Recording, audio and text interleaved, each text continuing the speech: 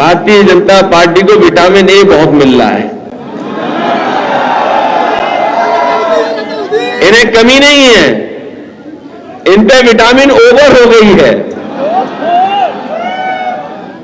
और इसलिए मैं कह रहा हूं, इनका हिसाब किताब देखोगे तो इन्होंने क्या खेल खेला सोचिए आप। एक समय नहीं वो गलत समय रहे, विटामिन ए मतलब जो उद्योगपति हैं,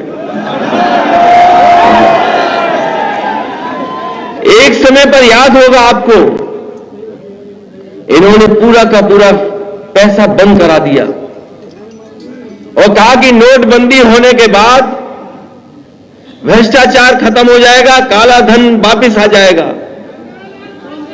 वो याद कीजिए, वो समाजवादी सरकार थी और उस समय चुनाव में जहां भी हम लोग जाते थे यही बात कहते थे कि रुपया बंद होने से रुपया हमारा काला सफेद नहीं होता है, हमारा आपका लेन देन काला सफेद होता है। याद कीजिए किस समय की बात है, और आज कितने साल हो गए, बैंकों में पैसा भर गया, बैंकों में पैसा भरता चला गया और इन्होंने न जाने कैसी अर्थव्यवस्था बनाई कि कुछ उद्योगपति न जाने कितनी रफ्तार से आगे बढ़ने लगे। और मुझे लगा कि 2024 का जब चुनाव होगा तो बीजेपी कहेगी कि देखो हमारी अर्थव्यवस्था और अर्थनीति ऐसी है कि भारत का उद्योगपति भी दुनिया में नंबर 1 हो सकता है। मुझे लगा कि हो सकता है वो उद्योगपति दुनिया का नंबर 1 पहुंच जाए, क्योंकि नंबर 2 तक पहुंचने तक कोई उसे ज्यादा समय नहीं लगा। सोचो कहां भारत जो गरीब देश है, हमारे अगर आंकड़े हम देखें तो जहां पानी पीने का इंतजाम नहीं, जहां पर अभी भी पढ़ाई अच्छी नहीं, बच्चों को किताबें नहीं मिल पा रही, पर्याप्त हम लोग खाना पीना नहीं खा पा रहे, भ्रष्टाचार जहां चरम सीमा पर है, बेरोजगारी जहां चरम सीमा पर है, महंगाई का ये आलम है, कोई चीज ऐसी नहीं जो सस्ती बची हो। बिजली महंगी, खाद महंगी, डीएपी महंगी, हर चीज महंगी होती चली जा रही।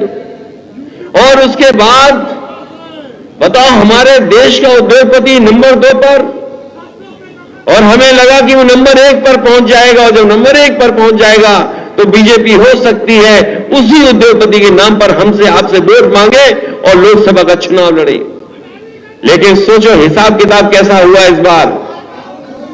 जो 2 नंबर पे था वो पता नहीं कहां पहुंच गया, गाजीपुर में खाता ना खुली, कहां पहुंच गया। मुझे तो ये लगता है कि जो 7-8 महीने सरकार के बचे हैं, कहीं कोई ऐसा हिसाब किताब न बनाए कि फिर ऊपर आ जाए। सोचिए ये सरकार की कमी है या सरकार का फायदा है? कौन सी विटामिन मिल रही है जो ए भागता जा रहा है ऊपर? कोई तो होगी बात। और क्या खोखलापन था कि किसी की एक रिपोर्ट आने के बाद वो 2 नंबर से कहां चला गया। ये जो वैल्यूएशन है, जो आंकड़े हैं, आंकड़े नीचे ऊपर हुए हैं, लेकिन न जाने कितनों ने रुपया खोया है। हम और आप नहीं जानते जिन्होंने रुपया खोया होगा। हम और आप तो अखबार में केवल कुछ संस्थाओं का देख रहे हैं जो सरकारी संस्थाएं हैं। LIC जिसमें हमारा आपका पैसा है, कोई परिवार ऐसा नहीं होगा या जानकारी में होगा जिसने LIC में कोई ना कोई किस्त न दी हो।